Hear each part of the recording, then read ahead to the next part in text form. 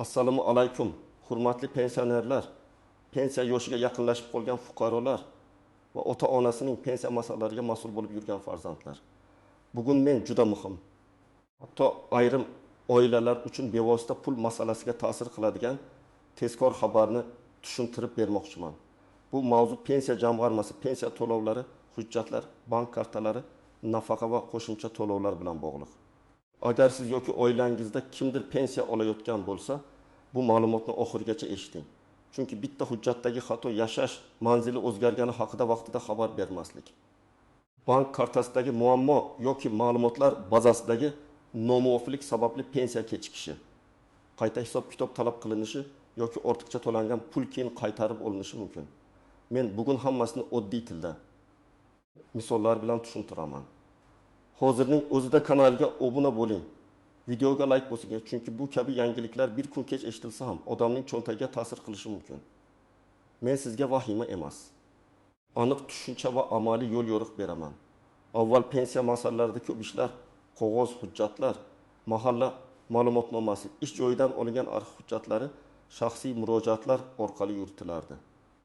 Pensioner biror masalada pensiya jamg'armasi bo'limiga borardi, navbatda turardi, ariza yozardi, keyin hujjati tekshirilardi.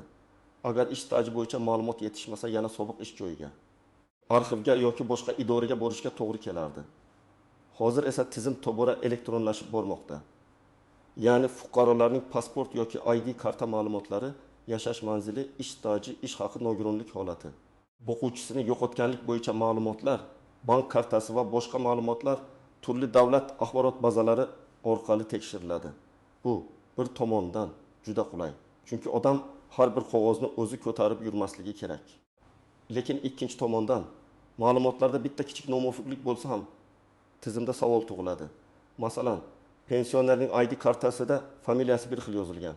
Bank kartasida esa eski pasportdagi imlo bilan turgan bo'lishi mumkin. Yoki fuqaro boshqa viloyatga ko'chib o'tgan, lekin doimiy ro'yxat ma'lumotlari yangilanmagan bo'lishi mumkin. Yoki nogironlik muddati tugagan. Lekin fuqaro qayta tibbiy ko'rikdan o'tishga kechikkan bo'lishi mumkin. Shunday holatlarda pensiya to'lovi to'xtab qolmaydi deb hech kim beparvo bo'lmasligi kerak. Chunki har bir to'lovning qonuniy asosi bo'lishi shart. Men bu yerda eng muhim o'zgarishni alohida aytmoqchiman. Endi pensiya masalasida avvalgidek yuraveradi degan qarash xavfli. Bugungi tizimda ma'lumotlar ko'proq avtomatik solishtiriladi. Agar sizning hujjatlaringiz, bank ma'lumotlaringiz, yashash manzilingiz yoki ijtimoiy holatingizdagi o'zgarishlar vaqtida aks ettirilmagan bo'lsa, keyin muammo chiqishi mumkin. Buni vahima sifatida emas, tartib sifatida tushunish kerak. Pensiya jamg'armasi mablag'i davlat tomonidan nazorat qilinadigan mablag'. U har oy yuz minglab, millionlab fuqarolarga to'lanadi. Shuning uchun kimga qancha, qaysi asosda, qaysi sanadan boshlab to'lanayotgani aniq bo'lishi kerak. Bu nazorat kuchaygani sari pensionerlarning ham o'z ma'lumotlarini tekshirtirib turishi muhim bo'lib qoladi. Birinchi navbatda pensiyasi bank kartasiga tushadigan pensionerlar e'tiborli bo'lishi kerak. Ko'pchilik karta ishlayapti, pul tushyapti, demak hammasi joyida deb o'ylaydi. Lekin karta muddati tugasa, karta bloklangan bo'lsa, bankdagi ma'lumotlar shaxsiy hujjatlar bilan mos kelmasa yoki pensioner kartani almashtirib, yangi karta ma'lumotini tegishli tartibda bog'latmagan bo'lsa, to'lovda kechikish bo'lishi mumkin. Oddiy misol keltiraman. Toshkent viloyatida yashovchi 68 yoshli otaxon har oy 1.800.000 so'm pensiya oladi. Uning bank kartasi muddati tugagan, lekin u baribir hisob bor-ku deb yuravergan. Bank kartani yangilagan, lekin pensioner yangi kartani faollashtirmagan. Natijada pensiya kelganini bilmaydi. Bankka borsa karta muammosi chiqadi. Pensiya jamg'armasiga borsa to'lov yuborilgan deyshadi. Bu yerda muammo pensiya tayinlanmaganda emas, to'lov vositasida bo'ladi. Shuning uchun karta muddati SMS xabarnoma. Bank ilovasidagi ma'lumot va hisob holatini tekshirib turish kerak. Ikkinchi guruh pensiya yoshiga yaqinlashganlar. Men ko'p ko'rman, odam 60 yosh yoki 25 yosh yaqinlashganda oxirgi oyda yugura boshlaydi. Ish staji qayerda? Ish haqi qayerda? Arxiv hujjati qayerda? Familiya nikohdan keyin o'zgarganmi? Mehnat daftarchasida muhr to'g'rimi? Bularning hammasi birdaniga esga tushadi. Natijada pensiya tayinlash cho'ziladi. Masalan, ayol kishi 2 yil oldin bir fabrikada ishlagan. mehnat daftarchasida yozuv bor, lekin korxona allaqachon yopilgan. Orqadan tasdiqlovchi hujjat kerak bo'ladi. Agar u bu ishni pensiya yoshiga 6 oy qolganda boshlasa, hujjatni topish osonroq kechadi. Ammo oxirgi haftada murojaat qilsa, birinchi to'lov kutgandan kechroq bo'lishi mumkin. Shuning uchun pensiya yoshiga yaqinlashgan har bir kishi ish stajini oldindan tekshirtirishi kerak. 3-guruh nogironlik pensiyasi yoki nogironlik nafaqasi olayotgan fuqarolar. Bu toifadagi fuqarolar uchun asosiy masala tibbiy xulosa muddati, guruhning belgilanishi va qayta ko'rikdan o'tish sanasidir. Agar nogironlik muddatsiz belgilangan bo'lsa, holat boshqa. Lekin muddatli belgilangan bo'lsa, qayta ko'rikdan o'tish sanasi juda muhim. Misol uchun, fuqaro 2-guruh nogironlik bo'yicha har oy 1.500.000 so'm olayotgan bo'lsin. Uning tibbiy xulosasi 1 iyulgacha amal qiladi. Agar u iyuldan oldin qayta ko'rikdan o'tmasa, tizimda asos tugagan deb ko'rinishi mumkin. Keyin to'lov vaqtincha to'xtashi yoki qayta rasmiylashtirish kerak bo'lishi mumkin. Bu fuqaroga 2 tomonlama qiyinchilik tug'diradi. Birinchidan, oylik daromad kechikadi. Ikkinchidan, hujjat ortidan yurishga majbur bo'ladi. 4-guruh boquvchisini yo'qotganlik pensiyasi yoki nafaqasi olayotgan oilalar. Bu yerda bolalarning yoshi, o'qish holati, kunduzgi ta'limda o'qiyotgani, nikoh holati va boshqa ma'lumotlar ahamiyatli bo'lishi mumkin. Ayrim hollarda bola ma'lum yoshga yetgandan keyin, agar u o'qishni davom ettirayotgan bo'lsa, tegishli ma'lumotnoma talab qilinadi. Agar bu ma'lumot vaqtida kiritilmasa, to'lov bo'yicha savol paydo bo'ladi. Masalan, o'rnak bekish yoshga to'lgan yigit o'quvchisini yo'qotganlik pensiyasi olayotgan bo'lsin. U kollej yoki universitetning kunduzgi bo'limida o'qishni boshladi. Agar u o'qish joyidan ma'lumotnomani vaqtida taqdim qilmasa yoki elektron bazada ma'lumot ko'rinmasa, pensiya davom etishi masalasida uzilish bo'lishi mumkin. Oila esa bu pulga kommunal to'lov, dori darmon yoki oziq-ovqat xarajatlarini rejalashtirgan bo'ladi. 5-guruh yashash manzilini o'zgartirgan pensionerlar. Ko'p odam men bir viloyatdan boshqasiga ko'chdim, lekin pensiyam kartaga tushyapti. Farqi yo'q deb o'ylaydi. Amalda esa doimiy yoki vaqtincha ro'yxat, tuman bo'limi, to'lov joyi va shaxsiy ish ma'lumotlarida o'zgarish bo'lishi mumkin. Pensiyani naqd shaklda oladiganlar yoki ijtimoiy xizmatlar bilan bog'liq qo'shimcha imtiyozlarga ega bo'lganlar uchun manzil masalasi juda muhim. 6-guruh chet elga uzoq muddatga ketgan yoki chet eldan qaytgan pensionerlar. Bu masalada ham e'tibor kerak. Chunki pensionerning mamlakatda yashash holati, ro'yxati, bank operatsiyalari va ayrim huquqiy talablar to'lov jarayoniga ta'sir qilishi mumkin. Men doim shuni aytaman. Agar siz uzoq muddat chet elda bo'lsangiz, hech kim bilmaydi deb o'ylamang. Bugun ma'lumotlar ko'p joyda elektrdan almashadi. Eng to'g'ri yo'l o'z holatingizni yashirmasdan, tegishli idoradan yozma yoki rasmiy tushuntirish olish. Kimlar hozircha xavotir olmasligi mumkin. Agar sizning pensiyangiz muntazam tushayotgan bo'lsa, bank kartangiz faol bo'lsa, ID kartangizdagi ma'lumotlar to'g'ri bo'lsa, yashash manzilingiz o'zgarmagan bo'lsa, nogironlik yoki bo'g'ichisini yo'qotganlik kabi muddatli asoslar bilan bog'liq masalangiz bo'lmasa, katta ehtimol bilan darhol vahima qilishga asos yo'q. Lekin bu umuman tekshirmasa ham bo'ladi degani emas. Kamida bir marta o'z shaxsiy ma'lumotlaringiz va pensiya ishingiz holatini tekshirib qo'yish foydali. Birinchi nozik jihat, pensiya miqdori nega o'zgaradi? Ba'zi pensionerlar o'tgan oy bir xil edi, bu oy boshqacha tushdi, demak xato qilishdi deb darrov xavotir oladi. Har doim ham bu xato emas. Pensiya miqdoriga qayta hisob-kitob, ustama, indeksatsiya, qarzdorlik ushlanmasi, ortiqcha to'lovni qaytarish, bank xizmati yoki boshqa qonuniy omillar ta'sir qilishi mumkin. Lekin har qanday o'zgarish tushuntirilishi kerak. Siz nega kamaydi deb so'rashga haqlisiz. Masalan, pensioner har oyga 2.100.000 so'm olgan. Keyingi oy 20.220.000 so'm tushdi. Bunga sabab avvalgi oyda ortiqcha to'langan mablag'ning bir qismi ushlab qolingan bo'lishi mumkin. Yoki hujjatdagi biror asos qayta tekshirilgan bo'lishi mumkin. Lekin pensioner buni taxmin qilib yurmasligi kerak. U pensiya jamg'armasi bo'limidan yoki rasmiy aloqa kanallari orqali yozma tushuntirish so'rashi kerak. Ikkinchi nozik jihat, ortiqcha to'langan pensiya keyin qaytarilishi mumkin. Ayrim odamlar davlat o'zi tashlabdi, men aybdor emasman deb o'ylaydi. Lekin agar to'lov qonuniy asossiz amalga oshgan bo'lsa, ayniqsa fuqaro o'z holatidagi o'zgarishni yashirgan bo'lsa, keyin bu mablag'ni qaytarish masalasi chiqishi mumkin. Masalan, boquvchisini yo'qotganlik pensiyasi uchun o'qish ma'lumotnomasi kerak bo'lgan. Lekin bola o'qimagan bo'lsa, shu davrda olingan pul bo'yicha savol tug'ilishi ehtimoli bor. Uchinchi nozik jihat, ish staji faqat mehnat daftarchasidagi yozuv bilan cheklanib qolmasligi mumkin. Lekin har bir davr tasdiqlanishi kerak.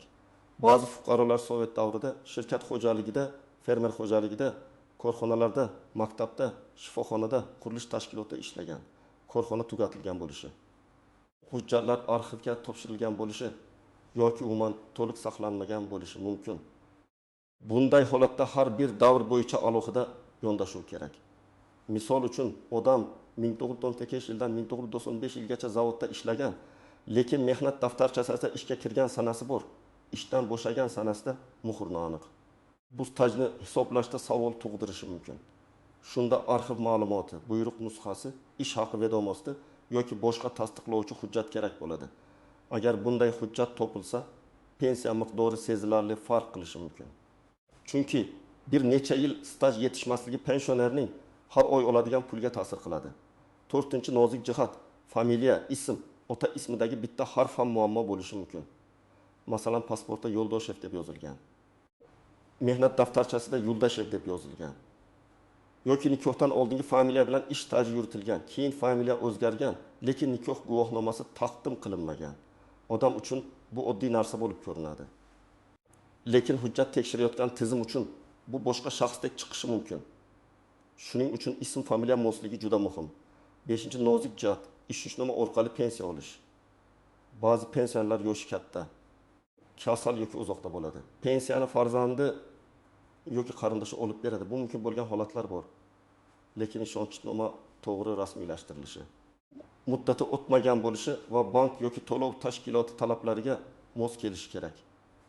Ishonchnoma muddati tugasa, pul olishda to'siq paydo bo'ladi. Eng yomoni, pensionerning o'zi bilmagan holda pul yechib olinayotgan holatlar ham uchrab turadi.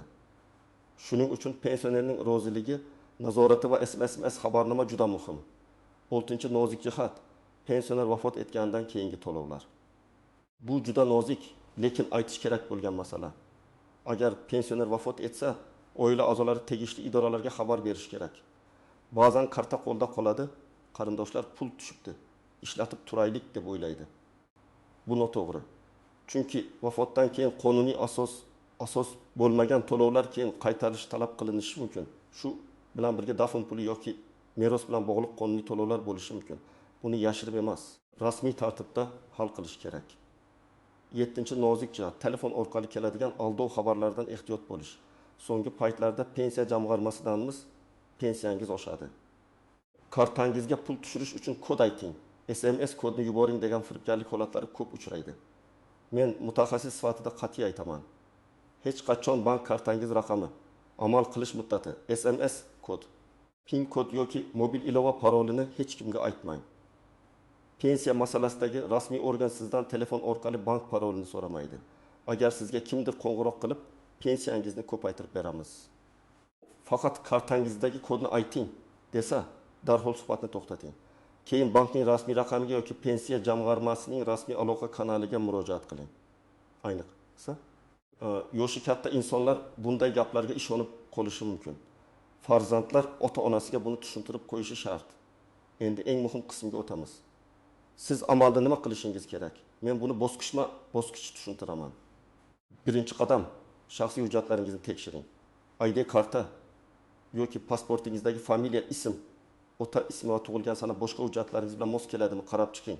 Mehnat daftarchasi, nikoh guvohnomasi, tug'ilganlik guvohnomasi, harbiy bilet, diplom, arxiv ma'lumotnomalarida ism, familiya turlicha yozilgan bo'lsa, buni oldindan aniqlang. Agar farq bo'lsa, pensiya jamg'armasi bo'limiga borib, qaysi hujjat bilan tasdiqlash kerakligini so'rang. Ikkinchi qadam, bank kartangizni tekshiring. Kartaning muddati tugamaganmi? Karta faolmi? SMS xabarnoma ulanganmi? Telefon raqamingiz o'zingizniki yoki farzandingiznikimi? Bank ilovasiga begona odam kira olmaydimi? Shularni tekshiring. Agar pensioner smartfondan foydalanmasa, kamida ishonchli farzandi yoki yaqin qarindoshi bilan birga bankka borib, karta holatini aniqlab olsin. Lekin SMS kod va parollarni hech kimga aytmaslik kerak. Uchinchi qadam, pensiya to'lovida o'zgarish bo'lsa, og'zaki gap bilan cheklanib qolmang. Nega kamaydi? Qaysi asosda ushlanma bo'ldi? Qayta hisob-kitob qachondan qo'llandi degan savollarni aniq bering. Imkon bo'lsa yozma murojaat qiling. Murojaatda familiya, ism, ota ismi, tug'ilgan sana, JSH yoki pasport ma'lumoti, yashash manzili, telefon raqami va savol mazmuni aniq yozilishi kerak. Masalan, arizada shunday yozish mumkin. Men falonchi har oy pensiya olaman. 2024 yil may oyida pensiya miqdorim avvalgi oylarga nisbatan kamayganini ko'rdim. Kamayish sababi ushlanma miqdori va huquqiy asos haqida yozma tushuntirish berishingizni so'rayman. Mana shunday aniq yozilsa, javob ham aniqroq bo'ladi. 4-qadam, ish tajingiz bo'yicha hujjatlarni yig'ing. Agar siz pensiya yoshiga yaqinlashgan bo'lsangiz, mehnat daftarchasini, ishlagan joylaringiz ro'yxatini, diplomni, harbiy xizmat hujjatini, bolalar parvarishi bilan bog'liq davrlarni tasdiqlovchi hujjatlarni, ish haqi haqida ma'lumotlarni tartibga soling.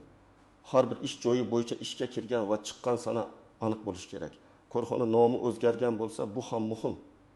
5-qadam. Nogironlik yoki boquvchisini yo'qotganlik bo'yicha to'lov olayotganlar muddatlarini yozib qo'ysin. Tibbiy ko'rik sanasi, ma'lumotnoma amal qilish muddati, o'qish joyidan ma'lumotnoma topshirish sanasi. Bola 18 yoshga to'ladigan sana kabi ma'lumotlarni telefon kalendariga yoki oddiy daftariga yozib qo'yish kerak. Chunki bu sanalar o'tib ketgandan keyin muammo hal qilish qiyinroq bo'ladi. 6-qadam. Yashash manzilingiz o'zgarsa, buni rasmiylashtiring. Men vaqtincha qizimnikida yashayapman, o'g'limnikiga ko'chib o'tdim, boshqa tumandan uy oldik degan holatlar hujjatda aks etishi kerak bo'lishi mumkin. Ayniqsa, ijtimoiy yordam, parvarish puli, naqd to'lov yoki qo'shimcha imtiyozlar bo'lsa, manzil masalasi bevosita ta'sir qiladi. 7-qadam, rasmiy manbalardan foydalaning. Pensiya jamg'armasining hududiy bo'limi, yagona interaktiv davlat xizmatlari portali, mahalladagi mas'ul xodimlar, bankning rasmiy bo'limlari orqali ma'lumot oling. Telegramda kelgan noma'lum xabar, tanish bilishning gapi yoki telefon qilgan begona odamning va'dasi asosida qaror qilmang. Pul masalasida har bir qadam hujjat bilan tasdiqlansin. 8-qadam, farzandlar ota-onasiga yordam bersin. Men bu gapni alohida ta'kidlayman. Yoshi katta odamlar elektron tizimni, bank ilovasini, SMS kodni, firibgarlik usullarini har doim ham tushunavermaydi. Farzandlar oyda bir marta ota-onasining pensiyasi tushganmi? Karta ishlayaptimi? Telefonga shubhali xabar kelmadimi? Hujjatlarda muammo yo'qmi? Tekshirib qo'ysa, ko'p muammolarning oldi olinadi. Bu faqat mer masalasi emas, moliyaviy xavfsizlik masalasi hamdir. 9-qadam. Agar xatolik bo'lsa, janjal bilan emas, hujjat bilan harakat qiling. Amaliyotda ko'p odam asabiylashib boradi, lekin qo'lda birorta hujjat bo'lmaydi. To'g'ri yo'l bunday: avval muammoni aniqlang, keyin kerakli hujjatlarni yig'ing. Ariza yozing, ro'yxatdan o'tkazing, javob muddatini kuting. Agar javobdan norozi bo'lsangiz, yuqori turuvchi tashkilotga yoki qonuniy tartibda sudga murojaat qilish imkoniyati bor, lekin har bir bosqichda dalil bo'lishi kerak. 10-qadam, pensiya miqdorini tushunishga harakat qiling. Har bir pensioner o'z pensiyasi nimaga asoslanganini bilishi kerak. Umumiy ish staji qancha, hisobga olingan ish haqi davri qanday? Qo'shimcha ustama bormi? Nogironlik yoki boshqa imtiyozli asos bormi?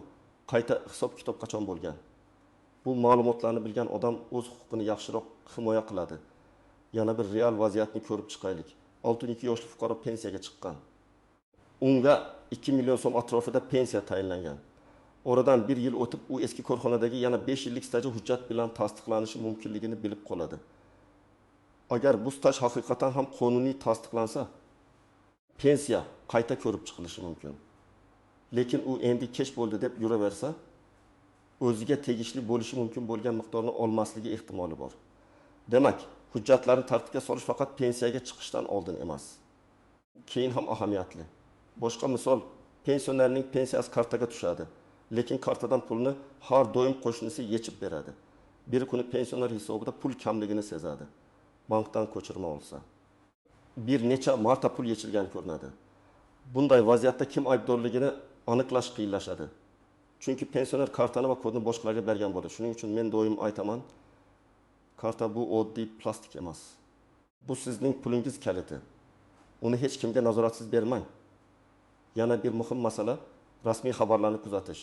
pensiya miqdori oshishi, to'lov sanalaridagi texnik o'zgarish, ayrim toifadagi fuqarolarga qo'shimcha to'lovlar, qayta hisoblash tartibi bo'yicha yangiliklar bo'lishi mumkin. Lekin har bir xabarni tekshirish kerak. Agar kimdir hamma pensionerlarga falon miqdorda pul berilar ekan, ro'yxatdan o'tish uchun kartangizni yuboring desa, bu juda shubhali. Rasmiy to'lovlar hech qachon begona havola orqali karta parolini kiritish bilan amalga oshirilmaydi. Xulosa qilib aytsam, pensiya jamg'armasi bilan bog'liq bugungi eng muhim xabar shuki, pensiya oluvchilar o'z hujjatlari, bank kartasi, yashash manzili muddatli ma'lumotnomalari va to'lov holatini beparvo qoldirmasligi kerak. Tizim elektronlashgani sayin aniqlik talabi kuchayadi. Kimning hujjati to'g'ri? Bank ma'lumoti joyida muddat o'tmagan rasmiy ma'lumotlar mos bo'lsa, u odatda ortiqcha muammoga duch kelmaydi. Kimda nomuvofiqlik bo'lsa, uni oldindan tuzatgani yaxshi. Men sizga tavsiya qilaman.